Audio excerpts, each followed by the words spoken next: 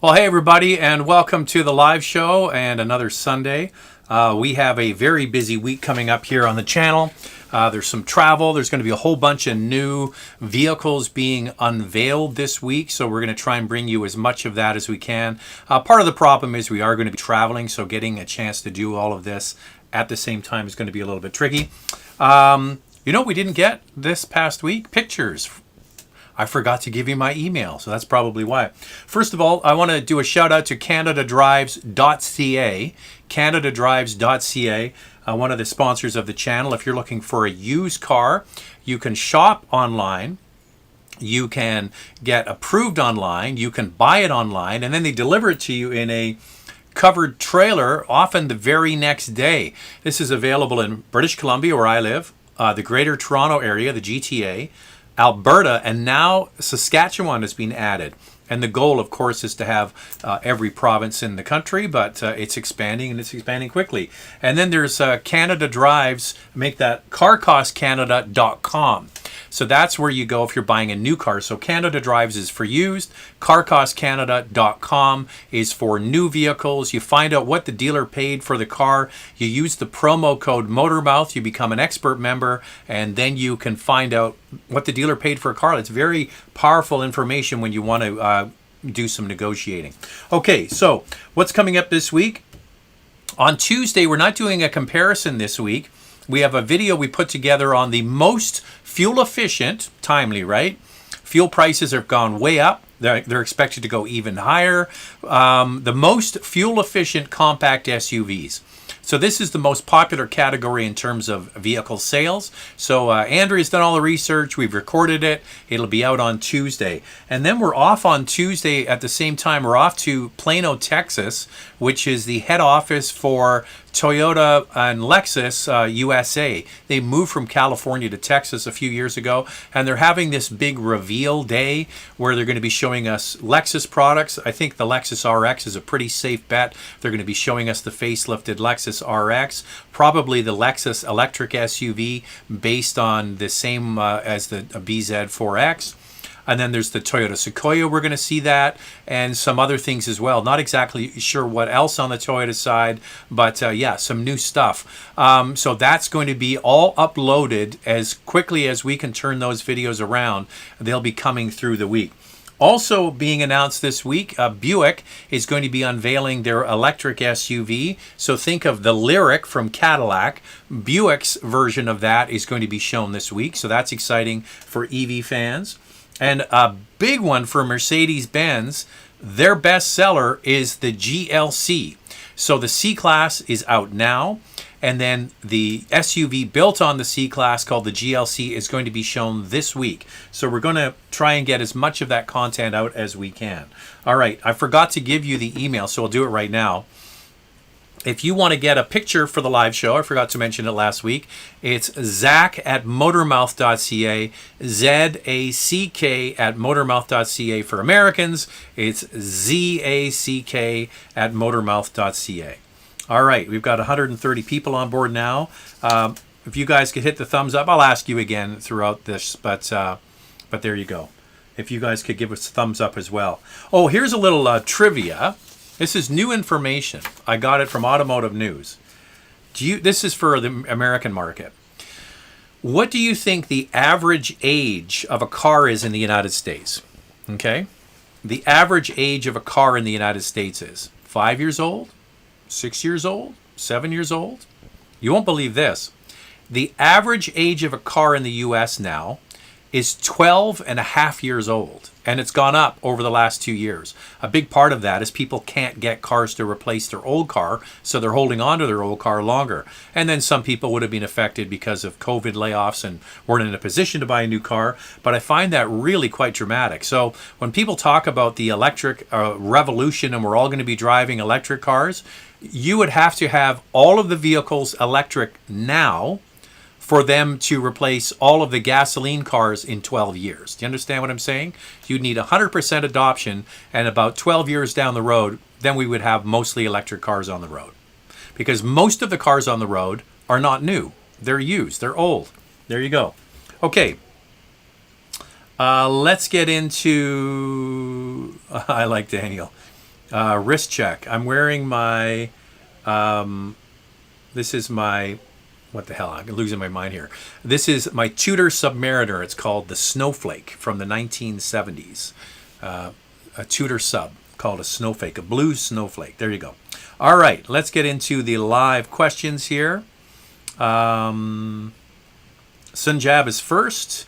Do you plan to review the 2022 Maserati Levante? No plans in the works, and we don't really have Maserati available to us in the press fleets. So yeah, I would have to get in touch with a dealer. So unfortunately, we don't have that available to us. And the other problem is, you got to remember, yeah, I would love to drive it, and it would be great and all of that. But when we have 100 cars a year that we are going to review, let me turn this down. 100 cars a year that we're going to review, then we have to prioritize what the cars are, right? And unfortunately for Maserati, it isn't going to be them. And it probably would, I mean, even Alfa Romeo is a bit of a stretch because people aren't really buying those in big numbers. Oh yeah, I forgot to mention, if you want to just have to get a question answered, of course, you can do a super chat just like Eb just did. First super chat coming in. Hi, Zach. The Miata is such an important car to Mazda and an enthusiast favorite. What's your prediction for how Mazda will update it going forward, considering so much is going hybrid and electric? That's a really good question. I haven't really thought about it. There's the Mustang behind me. I've thought about the Mustang because I think I'll do the Mustang just as a side note after I answer your question. I think probably they could, you got to remember, the Miata has always been, and you have to give Mazda or Mazda credit for staying true to the formula. When the car was introduced in 1989, it was a lightweight, rear-wheel drive, simple car for enthusiasts, along the lines of the Lotus Elise and the Lotus Elan. So they have stuck with that, and they haven't strayed. The problem is when you add electrification to a car, you're adding weight, which then takes away from what the outcome of the car was supposed to be. A lightweight enthusiast car. So do they go full battery and make the car heavy? Or do they go mild hybrid or light hybrid and have a very small battery pack? I would probably lean more towards them keeping it as an internal combustion engine as long as they can, and then adding some mild electrification. I could be totally wrong. They might just come up with a full EV, but I don't know. That's kind of breaking with the spirit of the car. Plus, there's something magical, and always was, about the sound of that car when you drive it with the roof down. The first generation had the best sound, and subsequently they've been becoming quieter. But yeah, there's something about that pitch from the exhaust with the roof down that you just can't replicate. Now, the Mustang I have thought about. I always question, how long is Ford going to stick with the 5-liter V8, which is an amazing power plant for the Mustang GT. Excuse me, I just had a cup of coffee. I probably shouldn't have had that before I started. It makes me cough. The coffee, get it? I always thought that the Mustang GT would be a perfect candidate for the EcoBoost V6, the one they use like in the Ford Flex with 365 horsepower, and then they also use it in the F-150 with the monstrous amount of torque that it has. That would make that car better than the 5-liter and more efficient. But I think that with Ford's plans, it's probably going to be an electric car at some point. But thank you for the first, thank you very much for the first super chat. All right, we have 163 people on now and 58 thumbs up. There's one thumbs down. There's always one guy. It's all right. Why do you come on the live show if you don't like it? Like, just do something else. Here's Carter. Hey, Zach and fans. For the longest time, I thought PZEV or PZEV badges found on Subarus read PHEV. Do you have more info as to what this is? Embarrassed to say I drive a Forester and I know nothing about PZEV. PZEV means partial zero emissions vehicle. Doesn't mean it's a zero emissions vehicle. partial zero emissions vehicle. And it's got something to do with their catalyst system that they use at Subaru, able to clean the air, or the air coming out the tailpipe is cleaner than the air coming in the front. Something along those lines. But really all it is great marketing for a catalytic converter system for their vehicles. Yeah, so they had PZEV or PZEV, partial zero emission vehicle. You can just look that up, PZEV, and you can read more about it. But it really was more of an advanced catalyst system, nothing more than that. But it's not a PHEV in any way. Webb is, hi Zach, what do you think about the 23 3 Series ICE models getting rid of the traditional shifter while BMW decided to keep the traditional gear shifter on the electric i4 kind of backwards? I haven't really dug too much into the updates for the new 3 Series. What I did see was obviously the new iDrive system with the screen mounted on the dash, and they're also doing that for the 2 Series. That's the news that I read, so I'll dig more into it to see what they've done to replace it. But yeah, if you know me at all and you know my thoughts on this, traditional shifters, if it ain't broke, don't fix it. You got to remember though that the 3 Series and BMWs for roughly 10 years have not had a linkage shifter. They've had an electric shifter. They have a little sort of pistol thing that you slide back and forth. So it's an electronically controlled transmission shifter. It's just designed like a traditional shifter. So I guess the temptation is there that if it's electronically controlled, then they could go to basically anything. I like the old classic shifter. I took back today the Venza, and I was driving it, and it's got a regular shifter, even though it's an advanced technology car. And I'm like, thank you, Toyota, for keeping it simple.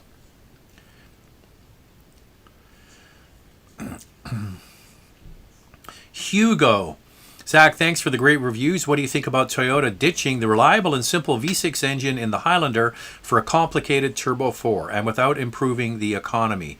I'm not sure we know what the fuel economy is yet. I don't think that's been released. Listen, car companies are having to move towards a couple of things. You got to remember, there's the manufacturing side of things, right? And then there is the emission side of things. Now, the emissions and the fuel economy always pulls the manufacturing along. So they have to make changes, and I don't know why why you say the Highlander with the Turbo 4. I haven't read the fuel economy, but you got to remember that if they're moving a bunch of vehicles over to this new engine, they've done it on the Lexus side with the 2.4 liter turbo in the 350, the NX 350. Then they have to be able to produce those motors and transmission combinations at scale. So my bet is that they're shifting all of or most of their V6 equipped cars over to Turbo 4s. But you know what? They're just catching up to what the Germans have been doing for years. I mean, you think about how long Audi has been using 2-liter turbo 4-cylinder engines in their Q5, their Q3, their A4, their A5. This is their main bread and butter engine. And Toyota is only now starting to catch up. The first turbocharged engine, really 4-cylinder, that they had in a mainline car was the NX when it came out about, when was it, 6-7 years ago? And it was a premium offering. So now they're finally catching up to what everybody else has been doing. But I would suggest that, Toyota really takes their time. They don't lead, they lag the industry. So they sit back and see best practices from everybody else. And then they take that and they modify it and make it better, to be honest with you. So I wouldn't worry too much about the technology because they seem to have that stuff dialed in. But yeah, it's led by emissions and fuel economy, and then manufacturing. I would almost bet that it's simplifying it across many different product lines that share the same platforms, engine production facilities, all those sorts of things. Hey Zach, the thoughts on the 2022 Acura ILX? Haven't driven the 2022 ILX, so I don't have an answer for you. Hey Zach, is the first generation GLA 250 a good used buy? I would steer clear of that car. I know it's tempting. The GLA initially, it had a more cropped roof and a small rear window and a small hatch. And that interior, the first generation, was really cheap, plastic filled, not that great. I don't know much about the reliability of the powertrain, but I just think for your money, there are better vehicles to choose out there. I would, like, if you're looking at a used GLA, I would look at a used Audi Q5. There's loads of them. They're everywhere. It's the best-selling compact SUV. I know the Q5 is bigger than the GLA, which is a bonus for most people. Get a bigger back seat and a bigger cargo area, and there's loads of those around. Just think it's a better product than the original GLA. Do regen brakes on hybrid vehicles reduce the life of your brake pads? No, they don't reduce. They extend the life of your brake pads. Regen braking is done through the electric motor. So the electric motor is providing power to the car, drawing electricity from the battery. And then when you lift off the throttle or you put your foot on the brake, then that electric motor turns into a generator. So the generator is creating drag, and that drag is helping to slow the vehicle down. It's also elongating the life of your brake pads. So it's not a detriment, it's a benefit. All right, we have another super chat here. Here's James. A new base model Macan 4-cylinder or a couple-year-old V6? I would always go with the Macan S. I mean, that's the real Porsche experience, right? The base model Macan is good. It's very good. They did a good job with the tools that they had. So remember, it's a 260 something horsepower, 270 horsepower 4-cylinder, right in that ballpark. But it's still a turbo 4-cylinder. When you get the V6, you've got more power. It's more of what you would expect a Porsche experience to feel like. The handling, the suspension side of it, it's going to be similar. But yeah, when you want that jam, so look for a gently used CPO car would be my suggestion. If you could get a car that's a couple of years old with the 2.9 liter V6, so that was the Macan S and GTS engine.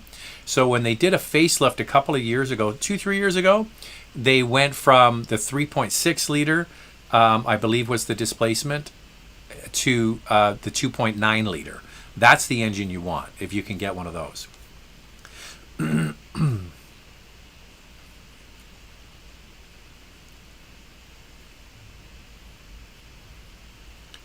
KP, what's your take on the Integra A-Spec manual?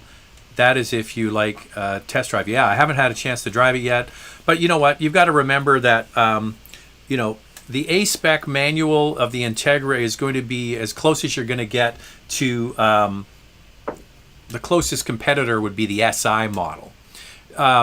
Both Honda Civic base cars, more power. I think that if you're going to buy a manual, you're probably better just to get the Civic SI. Less expensive, 200 horsepower. That's the one I would choose. Hey, Zach, great show. Wanted your thoughts on a 2018 SQ5 versus its competitors. So the SQ5 is going to have the Mercedes-Benz GLE 43. You're going to have the Macan S. And what would BMW have? Yeah, the inline 3-liter turbo, the 40i. The SQ5 is nice for sure. I mean, it really is a competent vehicle. The thing that Audi does with their cars, and this is true for all of their cars, sorry, move my seat around here, is that they have a very soft and rounded vehicles. There's no sharp edges really in their cars. So their steering input is really quite light. The suspension is very smooth. It's calibrated to appeal to a large group of people. Now the SQ5 version is going to be a little bit more dynamic, and you have the drive select. You can change and make the steering heavier, but it never really gets firm and tight like you would say with the Porsche is going to feel tighter steering. The BMW is definitely got a suspension that's tuned more to be edgy. So if you like that SQ5 with the good all-round everyday drivability that makes it comfortable, very quick, 265 I believe off the top of my head, horsepower right around there. And that's got the same engine I just mentioned on the Macan, but instead of 2.9 liters, it's 3 liters, and instead of a twin turbo, it's a single turbo. So that's how they accomplished that. But that's a really nice, good everyday vehicle. Not the sharpest, meaning in terms of agility and the road feedback, but it's very comfortable. Harpreet, how are you doing today? I'm doing well. Thanks for tuning in. Wall of Fame. I just bought the new Volkswagen Taos. Do you think it is a worthy car? I enjoyed it a lot. Now there was a bit of a kerfuffle around the Taos or Taos, whatever the hell you call it, when it first came out. We were supposed to get it, and then it was held back. They said, "Oh, you can't drive it. There's some recall," and we waited. I was a few months. Waited and waited and waited, and finally the car was cleared for us to drive. The people that test drove the vehicle when it first came out complained a lot about the way that the power delivery was kind of jerky, the transmission was jerky, it felt like it was almost stalling. All those, there was some issue with the car. We never drove it before they did the update. Then there was a stop sale on the car, there was a recall on the car, and then Volkswagen came up with an update on the car. That's the one that we drove. And when we drove it, we kept on saying, why is everybody saying this car is jerky and feels like because it drives amazing? We really liked it. I think it's a load of fun. It's the closest thing you're going to get to a Volkswagen Golf or a sport wagon that we have available to us today. The thing is, it's got a dual clutch, which some people don't like the sensation, but I do. I think it makes it sporty. I think it's a load of fun to drive, and good for you. Plus, it's big. You don't have to get a compact SUV. You don't have to get a Tiguan. You could easily live with the Taos for sure. Here's our pal Jerome from Quebec. You weren't here last week, Jerome. We missed you.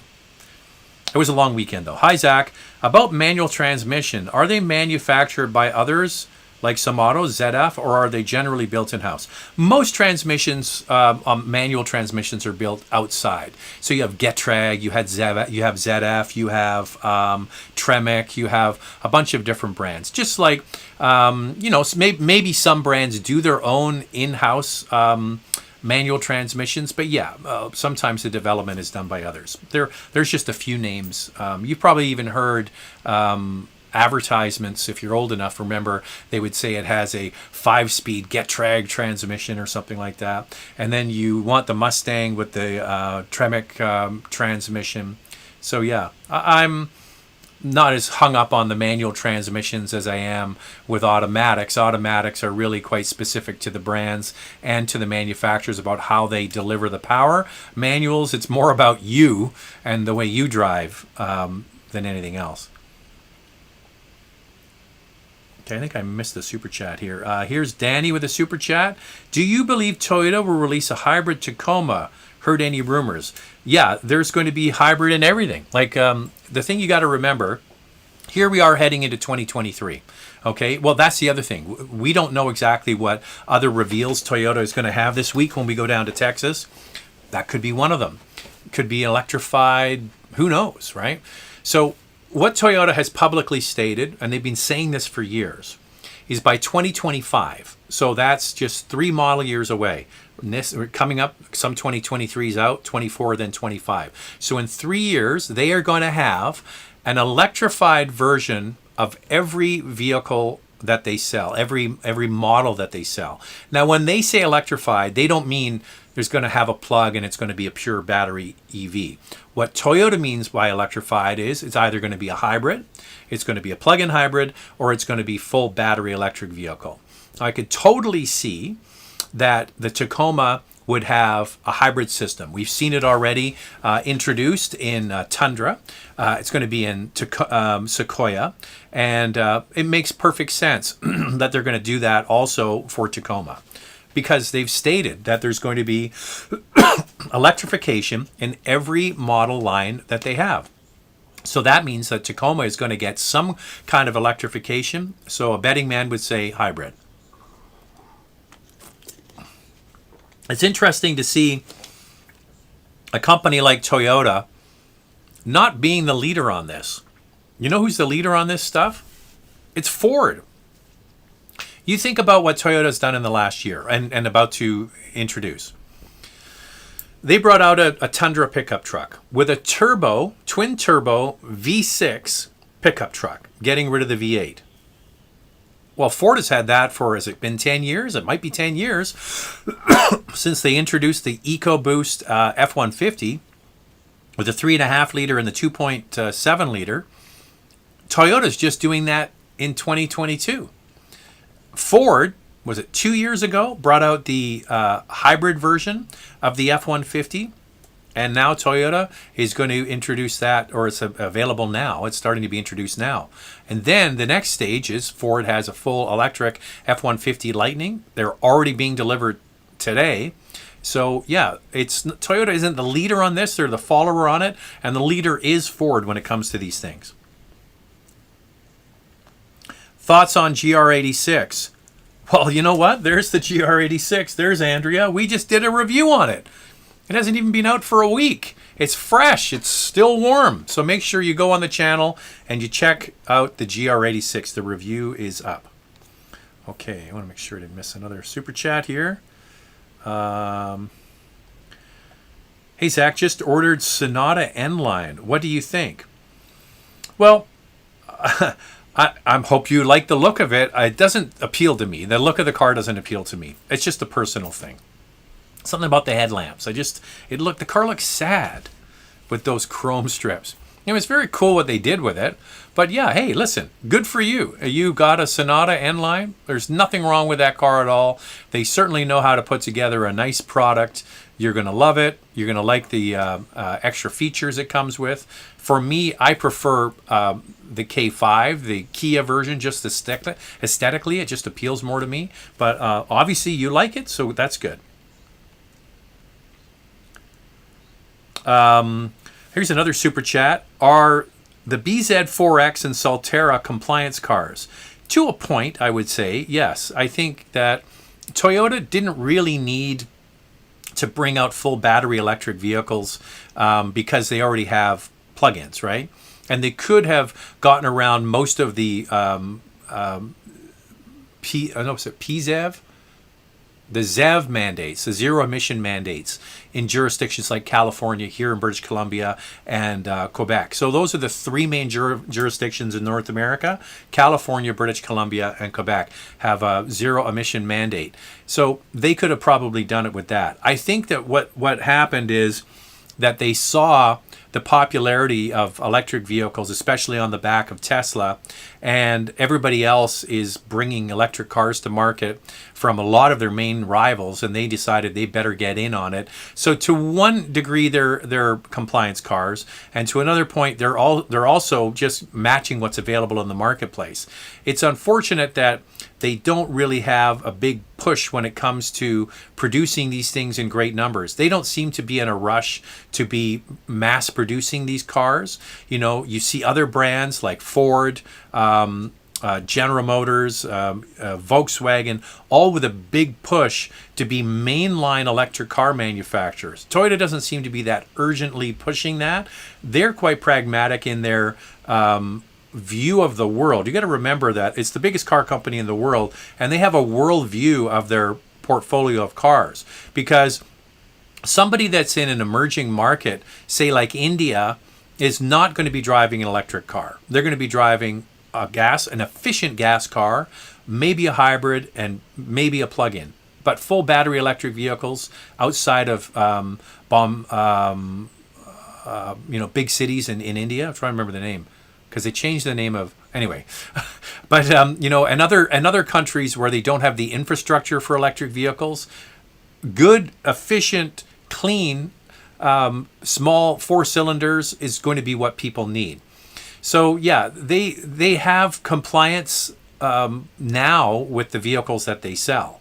And it's just interesting to see how far they're going to push it and how quickly they're going to push it. Because they're, as I mentioned, quite pragmatic. They're the biggest car company in the world. They sell more cars than anybody else, and they don't seem to have a problem selling cars.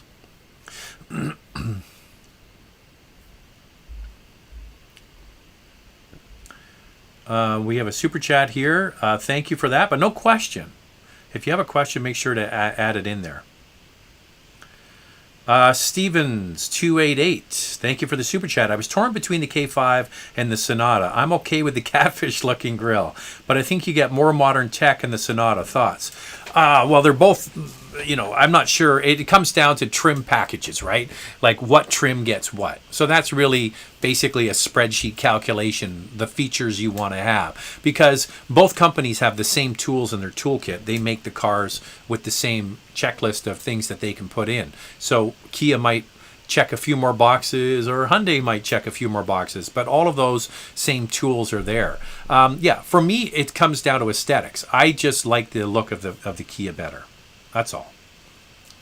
But if you like it and you're happy with it, that's all that matters. Okay, let's go back to the top here.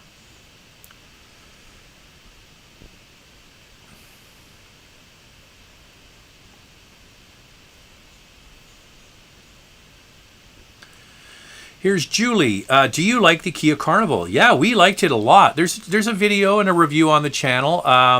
And we just had, what was it, the Honda Odyssey recently. And it was a real eye-opener when we got the Honda Odyssey. Not that there's anything wrong with the Honda Odyssey. The Odyssey is a good seller. They did a good job with it. It does a very good job. But what I found was absolutely shocking is how high the prices have moved on minivans. I remember not that long ago, you used to be able to get like a Dodge Grand Caravan for $24,995, and then you'd get it on sale even cheaper than that.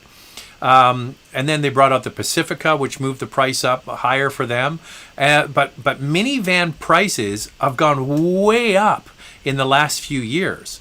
So when we did that, I'm getting to your question.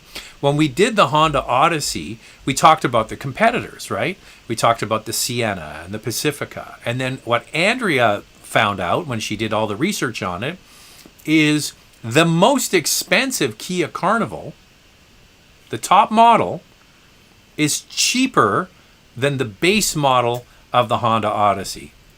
It's crazy how high they've pushed the prices of minivans. And then they wonder why nobody buys them and everybody wants an SUV. So I think when it comes to value, it's a no-brainer. Kia knows what the hell they're doing, and it's a really nice looking product, very nicely finished inside, especially if you get those top trims. You get some pretty fancy looking screens and tech. It's got the 3.8 liter V6. It's certainly not lacking in power. It really is the one to beat. If you want all-wheel drive, then you're going to have to go to either Chrysler or you're going to have to go to Toyota. But if you just save the money, buy a good set of winter tires, use your brains, you'll be just fine driving in the winter if you have winter conditions at all where you live, Julie. So, yeah, I like the Kia Carnival a lot, and it's a screaming deal. Any word on whether there'll be a Nissan Altima hybrid in the future? I'm not sure. I don't know the answer to that. Are you going to visit Tesla in Texas? No. We're going there with Toyota and Lexus. We're not going to Tesla. We're going to Toyota. Hey, Zach, would you please explain the difference between a crossover and an SUV? Greetings from Lima, Peru. Do I have a... I'm looking for my car, my display. Oh, here it is. All right. So, SUV, also a crossover. So really what you're working with here is what's underneath. So a crossover is anything that's built on a car platform, okay? So a traditional SUV, even though everything are called SUVs, the original SUVs were built off pickup truck platforms. The first 4Runner, the Toyota 4Runner, was built off a pickup truck platform. The Pathfinder was the same thing. And the one that really took off across North America in the early 90s was the Ford Explorer. So Ford, of course, a pickup truck maker. Now, what car companies found out is people like the rugged look of a SUV, but they want the more compliant car ride. So they like the idea in their brain that they might go off-road, but they don't actually want to have that sensation when they drive. They want it to drive more like a car. So what car companies did was they take a car platform and then they put an SUV top hat on top of it. And that's what a crossover is. So car basis, top hat of an SUV. And then those pickup truck chassis with the big ladder rails and everything underneath weigh a ton. And they're highly inefficient when it comes to fuel economy. So this has a classic unibody design that you would get in a sedan, but just with an SUV top on it. So even though everything these days is called an SUV, most of them are crossovers at the same time. There's a few, like the 4Runner is still a body-on-frame truck-based SUV. That's a classic SUV. A Jeep Wrangler is a classic SUV. And then full-size vehicles like an Escalade, a Tahoe, a Denali, all those things. They're classic SUVs. All right, we got more super chats here.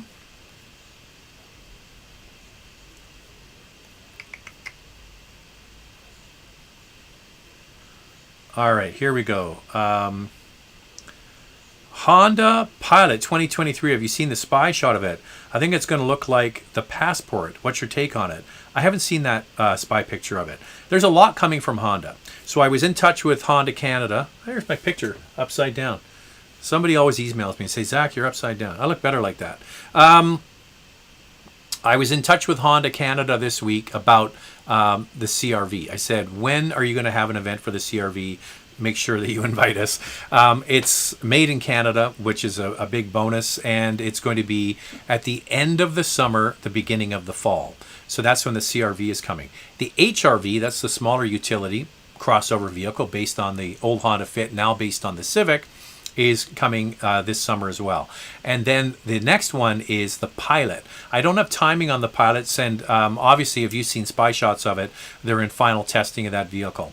So yeah, I think that you probably right. It is going to be a lot like the Passport because they're based on the same platform. Haven't seen that picture though. But there's a lot coming for Honda. And boy, do they need it. Their portfolio of vehicles is really quite stale. And they also need to add some technology in the hybrid front. So finally, the CRV in Canada is going to be offered with a hybrid. There is now one in the United States. Never sold. It makes it so frustrating for us because the CRV, the main gas one, is made in Canada. The two of the biggest selling vehicles, the CRV and the RAV4, are made in Canada. The RAV4 hybrid is made here, but the CRV hybrid is not. It will be coming this fall. VK. Hi Zach, are Kia's engines still much less reliable? Would it be safe to buy a Sportage Hybrid 2023 for someone's first car for long term in Canada? Well, you're right. Hyundai and Kia have had issues with their engines over the years. There have been engine failures. There have been engine fires. There have been issues with their engines. Now, most of these, I'm not going to say they're exempt now. Most of these are older engines. It was the new engines, NU, that were really quite problematic. That was a family of engines called NU or new. And most of the issues were, I'm trying to remember the year, before 2016, right around there. So yeah, all kinds of engines needed to be replaced, engines caught on fire. Now, the newer products are more reliable. There's no question about that. They still have recalls that come up for possible troubles with these. And my advice to somebody whose number one concern is reliability, if you don't think that a Kia Sportage 2023 is going to be reliable, there are other vehicles that you can buy that do have proven reliability. So for me, if I like a Kia Sportage and I like the 2023 model, I'm buying it. I don't care. I will deal with whatever comes up. But that's just the way I am. That's my personality. I'll get whatever needs fixed. I'll deal with it. But if you are really concerned about it and you have that question mark about will Kia be as reliable as maybe other brands, then maybe buy another brand. I mean, there's nothing wrong with saying, I'm going to go and buy a Toyota RAV4 hybrid because I know a Toyota RAV4 hybrid is going to work. It's like people complain all the time. They say, oh, I wish this didn't have a CVT. Well, buy an SUV without a CVT. There are options out there. So yes, Kia and Hyundai have had issues in the past. It's well documented. You can look it all up. They still have some recalls that come up from time to time. I would say that their products are getting better. But if that's your number one reason for buying a specific vehicle, you can always go and find a reliable brand and just buy that based on that. It's like people always say, oh, I don't like this and I don't like that. Well, don't buy it. Buy something else. If you don't like it, don't buy it. Here's Raj. Raj, you haven't sent did you send a picture in of your? Yeah, you did send a picture in of his new car. He's got his new Porsche. Raj, nice to see you here. The new Chevy Silverado electric pickup truck looks amazing. What are your thoughts on it? Yeah, I think it looks good. It's interesting to see the race for the cheap electric pickup truck. I mean, Ford has announced that their basically work truck is going to be, I think it's $49,000. Chevrolet is going to be cheap. You know what? You're never going to be able to buy those. And they're only going to be maybe for fleets, like utility companies buying them or something like that. But yeah, I think it looks really good. They did a great job of keeping it looking like a Chevrolet, but making it modern at the same time. Can't wait to drive it. Here's our pal Eric from Montreal. Surprised how technologically forward the RAV4 Prime is, but how the same can't be said for the BZ4X. Quebec journalists losing their mind over the inability for it to charge below -20. What I don't understand, Eric, I've seen this too, is how the hell they were able to get -20. I mean, the car has only been out. We did a drive event for it a month ago. So we were in May. That was April. Where is their -20 degree temperatures that they could try it in Quebec? I think Antoine Jobert was doing something about that. That's my colleague in Quebec. So Eric, right below, where were they testing a car that just came out at -20? But that is an issue, is if you have an electric car that won't charge in cold weather, good luck selling it in Canada. That's a no-go, because you know what? It does get bloody cold here. And by the way, Eric, I'm disappointed in you. You haven't sent a picture of your 911 Turbo in for the live show. Come on, man. Send a picture of your Turbo. It's got to be out of the garage for the summer now.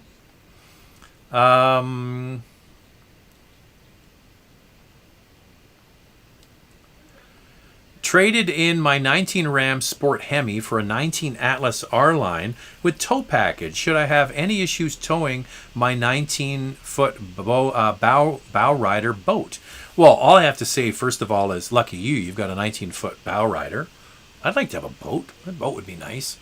I like boats. What size engine's on it? It all comes down to weight. What's the weight? I think the towing capacity of the Atlas is 5,000 pounds. So you got to work from there. And then you got to remember, if you've got like 3-4 people in there, and then you got all your luggage and crap, and you've got something on the roof, you got to factor in the weight.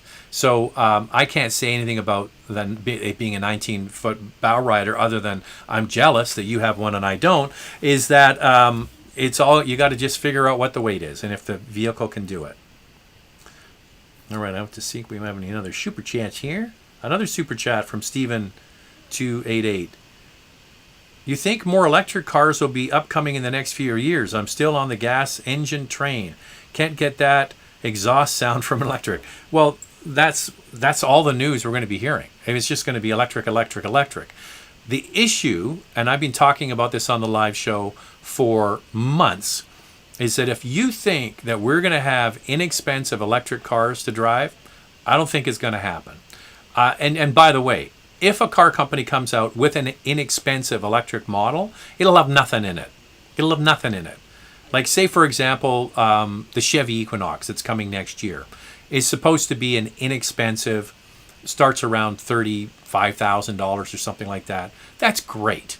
But that's going to have nothing in it. I almost guarantee you. You want to get the things in it that you actually want. Oh, by the way, that's going to be another $15,000 more. So the big issue is everybody is chasing the same materials, and the input cost for making electric batteries is going up, not going down. Everybody thought, oh, they're going to mass produce these batteries, and the cost of the batteries is going to get cheaper and cheaper and cheaper. Wait a second. Every single major car company in the world is saying we're going to be making electric vehicles. Then they're out there all chasing the same materials.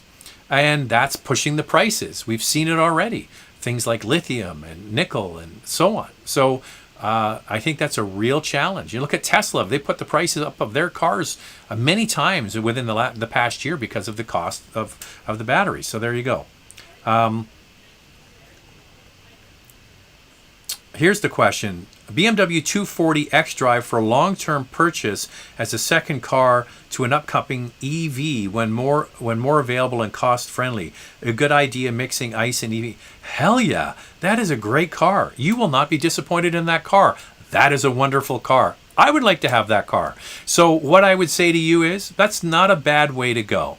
You know, you're going to average down your fuel cost. You're going to feel good inside like warm soup that you have bought an EV, and good for you. Everybody will applaud you because you're saving the planet. And also, you have a fun car to drive on the weekend because that's really what it's all about. So I say go for it.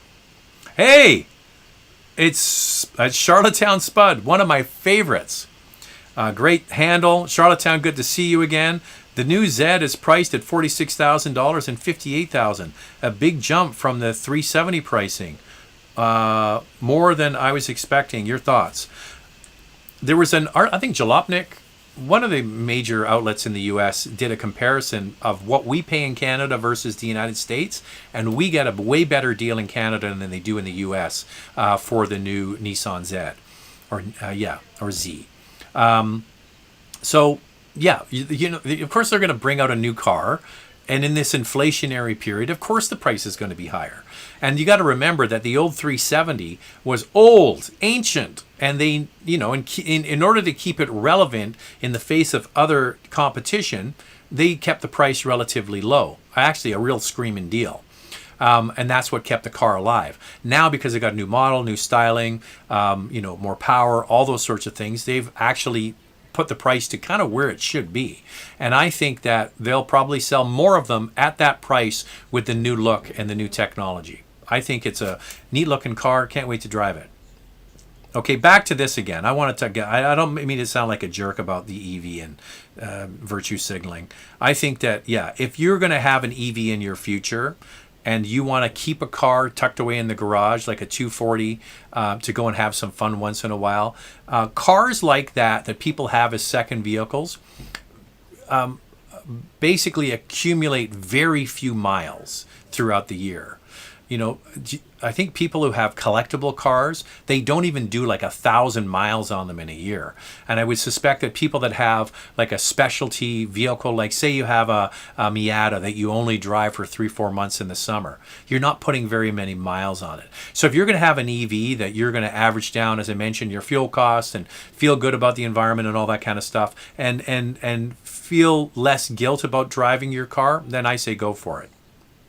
The only issue I have is I wish the 240 was still available with a manual.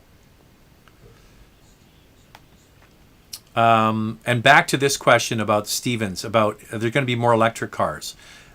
It's going to be chock-a-block full. Like all the mainline manufacturers, excluding Toyota, have made major announcements about how much they're going to be producing electrified. Volkswagen is going to be shifting almost entirely to EV. Same thing for General Motors over the next 10 years or so. Ford's doing the same. So yeah, and if you're sitting on the sidelines wondering when you should jump in, if you're not in a rush, there's going to be way more options than there is now, and everybody's chasing something with a plug because of high fuel prices. So there's major competition for these cars. As more cars become available, then hopefully they can alleviate some of that backlog.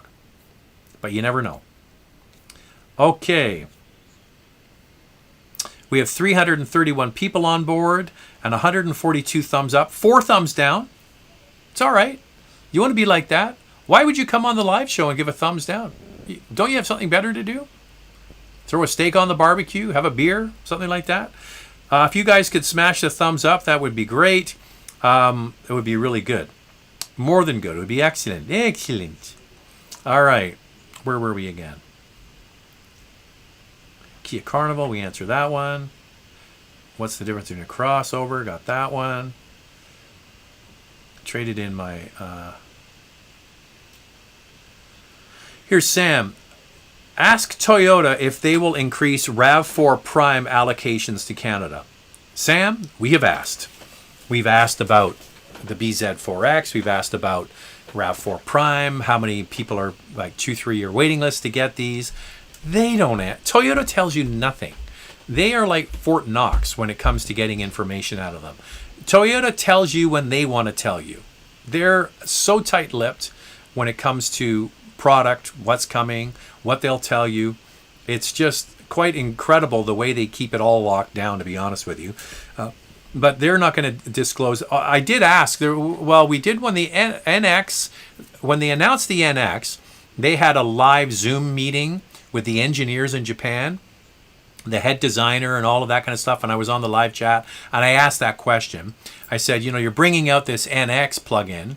We already have a huge backlog of Prime plugins. Is it going to get any better? They said they acknowledge the situation and they're working with their suppliers to improve the situation. That's all I ever got out of them. Didn't get any more than that. Hey Zach, the more I read on EVs, I'm wondering if they are as green as marketed. What are your thoughts about it? Well, there's lots of articles about electric vehicles, and it really comes down to where you live and the energy source that you have. For example, an EV in China that's getting its fuel from a coal-fired electricity plant is not that much greener than just having an efficient, new technology, cleaner 4-cylinder, for example. And in some cases, having a really clean, simple 4-cylinder new car is better for the environment because you got to make the electric vehicle, and electric vehicles do require more carbon. Okay, so where you live and the grid that you plug it into makes a huge difference. For example, in the province of Quebec, which is 100% hydroelectric, meaning they spill water over a dam and they turn turbines and they have all this cheap electricity that they provide to Quebecers, and they can plug their car in knowing that the electricity that they get out of their plug is almost entirely, if not entirely, clean. That's great. British Columbia, similar thing. Huge hydroelectric dams, spill water, make electricity, it's green. Now, you get into some states in the United States, they're shifting to natural gas, removing coal, shifting to natural gas. That's cleaner, but still not as clean as, say, hydro or nuclear power. Coal is the worst, and in some instances, there's been loads of studies about coal. If you have a coal-generated electrical grid, it's actually better to have efficient, like 4-cylinder cars, as I mentioned. So that's one thing. Then you add in the making of the car. And we did BMW iX recently, and we talked about the size of the battery in that BMW is 106 kilowatt hour battery. An enormous battery, absolutely gigantic battery for one person to drive or one family to drive. And then you have to look at what's the best use of our resources. So you're going to have one guy driving around or one family driving around with all of the materials that went into making that huge battery for one car. The same resources that went into making that one battery could make, in the case of the Toyota RAV4 Hybrid, 66 RAV4 Hybrid batteries instead of one electric car. So then you have to kind of figure what's the best way. If the goal is to reduce carbon, is it better to have the vast majority of cars running on hybrid technology and reducing emissions across a wide swath of the population at a much lower cost than it is for right now 3 to 4 to 5% of the population using zero? That's the question we have. So when governments, and this is the problem we have with elected officials, is they make these announcements about we're going to ban the internal combustion, it's going to be all electric. It's just easy to make these announcements. It's way harder to actually do it. So yeah, they've decided the winners and losers, unfortunately, and they've decided that the winner is a battery electric vehicle and the loser is the internal combustion engine. And they certainly haven't made any basically adjustments for hybrid technology. I really believe if you say it would be much easier for major countries like the United States and the European Union and Canada and places like that to say, by 2027, every vehicle that's sold has to be hybrid. That would reduce tailpipe emissions by an enormous amount, but it wouldn't cost a lot to do it. And we wouldn't need as many resources as you do now to make pure electric vehicles. So there you go. It all comes down to where you live and what you're using it for. All right. All right, we're over 200 thumbs up now. That's great. See if I missed any super chats while I was on my electric. I wasn't on electric car rant. I was just giving my opinion about electric cars, and it's all true. I'm not making anything up. All right, we have some more super chats here. I like the super chats because they're easy to find. There's Jerome again. Refining's cut per liter in 2012 is 0.9 cents. In 2022, it's 48 cents. I didn't know that. I think it also depends on the refinery and where you are. Oh, but I was going to say, I was talking about gasoline prices. It's horrifying to listen to people who are in the oil industry and where they think the price of oil is going. So, we're over $100 a barrel now. Some oil analysts think that we could add another $30 per barrel of oil to the base cost this year. That's crazy, right? So you think it's expensive now. But the problem is everybody's like, oh, I want to get a hybrid. I want to get a PHEV. You can't get one. So you're better just to drive the car you've got and order the car you want and wait for it to come in. Another super chat from Taker610, looking to buy a 23 HRV. Reveal when you think. I asked that, same thing to Honda. I asked specifically about the CRV and the HRV and when they're going to be coming and when they're going to have events. I only got an answer about CRV. HRV I was left hanging. So unfortunately, I don't have the answer for you. But the CRV is at the end of the summer, beginning of fall. I think the HRV is going to be before that, but I haven't heard anything official.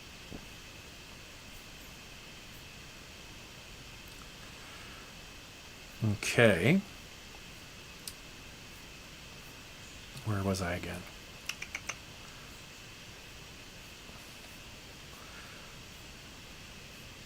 So last weekend was a long weekend in Canada, Victoria Day long weekend. And from what I understand, it's a long weekend in the States this weekend, isn't it? Is it a long weekend? If it is, I hope you're having a good long weekend.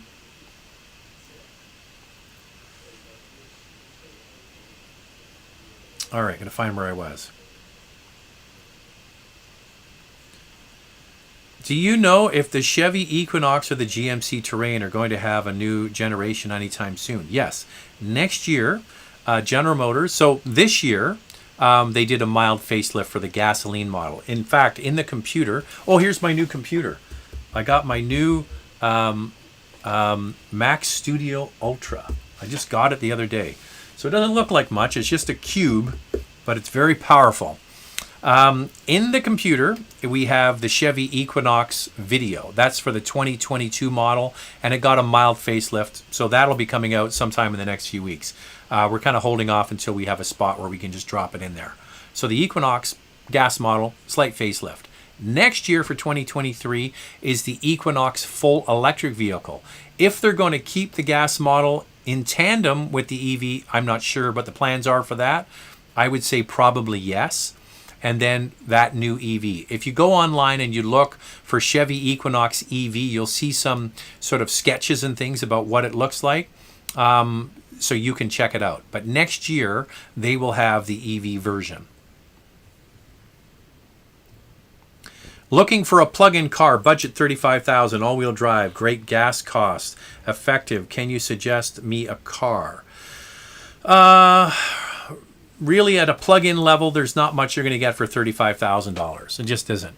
The only one that you can get that's going to be a plug-in that's cheap would be the Toyota Prius Prime. Okay, so you can get a Toyota Prius plug-in, and it starts around $33,000. I'm trying to remember if the Prime is available with the all-wheel or the all-wheel drive system. I think it might be, but that's really all you're getting under $35,000. Any news if Subaru will have hybrids for the Forester in the coming year or two? No, nothing official, but I would bet a lot of money that that's going to be the case. They're not saying anything. By the way, I'll ask that question to Subaru. We're going with Subaru to drive the new WRX in a week and a half. Okay, so I'll ask them these questions then. What's the deal with really high freight and PDI prices in the Lower Mainland? The local BMW dealers are charging up to $4,000 and say it takes longer for the car to get to this side of the country. Well, that, my friend, is BS. BMW and every car company in Canada has a standardized freight cost. Doesn't matter where the car is going. It could be going way up north to the Yukon. It could be going to PEI. It could be coming to Vancouver, Alberta, Toronto. It doesn't matter. The price is the same.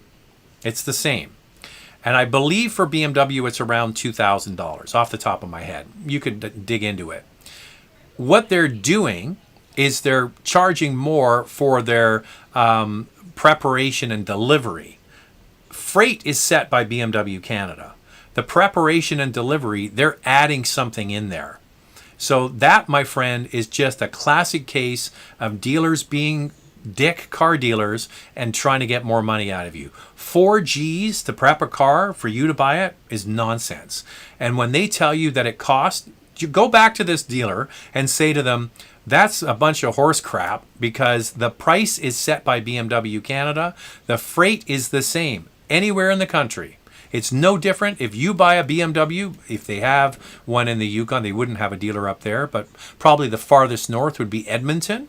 And the farthest east would be St. John's, Newfoundland. It's the same price. So that, my friend, is a bunch of crap.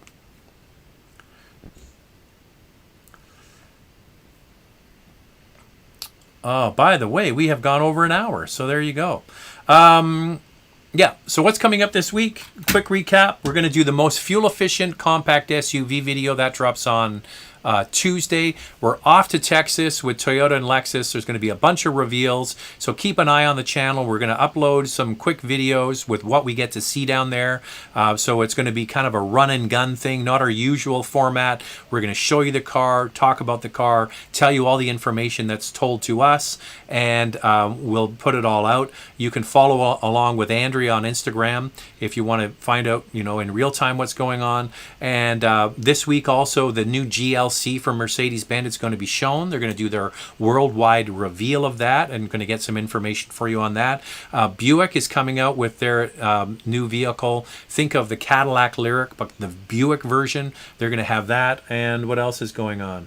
Yeah, so a bunch of stuff is going to be coming from us from Texas. If we can get there, like last time, we never made it to New York with Mercedes-Benz because of flight delays and all that nonsense. First time ever in all the years I've been traveling for car events that I never actually made it to the event. So fingers crossed. I hope we'll make it. And that's all the time we have. Thanks to everybody with the super chats. Very generous of you. Appreciate that. And I will chat. I don't get to every question, obviously, but I do read them all. So thanks for everybody. And we'll check in with you next time, next Sunday. Have a great weekend. Bye now.